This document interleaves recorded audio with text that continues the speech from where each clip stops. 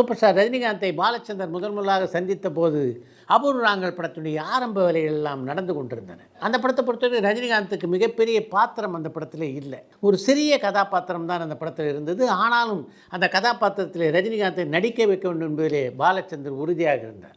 அன்றைக்கு இருந்த சூழ்நிலையில் பாலச்சந்தர் ரஜினிகாந்தை அழைத்து ஒரே ஒரு காட்சி தான் இந்த படத்தில் அப்படின்னு சொல்லியிருந்தால் கூட நிச்சயமாக அந்த படத்தில் நடிக்க ஒப்புக்கொண்டிருப்பார் ரஜினி. ஏன்னா பாலச்சந்தர் படத்தில் நடித்தா போதும் அப்படின்ற எண்ணத்தில் அன்றைக்கு இருந்தவர் தான் ரஜினி. அப்படி இருந்த போதிலும் புதுமுக நடிகராயிற்றே அப்படின்னு ரஜினியை பார்க்காம அந்த கதாபாத்திரத்தை பற்றி ரஜினிகாந்துக்கு விளக்கமாக எடுத்து சொன்னார் பாலச்சந்தர்.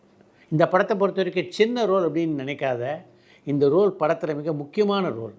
இந்த படத்தில் நீ தான் ஸ்ரீவித்யாவுடைய கணவன். படத்துடைய கிளைமேக்ஸுக்கே காரணம் இந்த கேரக்டர் தான். அப்படிப்பட்ட ஒரு அழுத்தமான கதாபாத்திரம் இது. இந்த படத்தை தொடர்ந்து அடுத்தடுத்த படங்களில் உனக்கு நல்ல நல்ல கதாபாத்திரங்களை கொடுக்குறேன் அப்படின்னு ரஜினிகிட்ட சொன்னார் பாலச்சந்தர். பாலச்சந்தர் சொல்ல சொல்ல அவருடைய முகத்தையே ஆச்சரியத்தோடு பார்த்து கொண்டிருந்தாராம் ரஜினிகாந்த். என்னை பொறுத்த வரைக்கும் நான் ஒரு சாதாரண நடிகன். அப்போ தான் முதலாக சினிமாவில் நடிக்கவே அறிமுகமாகிறேன். எங்கிட்ட இவ்வளோ விளக்கத்தெல்லாம் சொல்ல வேண்டிய அவசியமே பாலச்சந்தருக்கு இல்லை. அப்படி இருந்த நிலையிலும் அந்த காட்சியை பற்றியும் அந்த கதாபாத்திரத்தை பற்றியும் அவ்வளோ விளக்கமாக என்கிட்ட அவர் சொன்னார்னா, ஒரு நடிகனுடைய வளர்ச்சியில் எந்த அளவுக்கு அவர் அக்கறை காட்டுகிறார் என்பதை என்னால் புரிந்து கொள்ள முடிந்தது. அந்த அக்கறை தான் அதற்கு பின்னாலே என்னை இந்த சினிமாவிலே ஒரு நல்ல நடிகனாக்கியது என்று ஒரு பத்திரிகை பேட்டியிலே குறிப்பிட்டிருக்கிறார் சூப்பர் ஸ்டார் ரஜினி.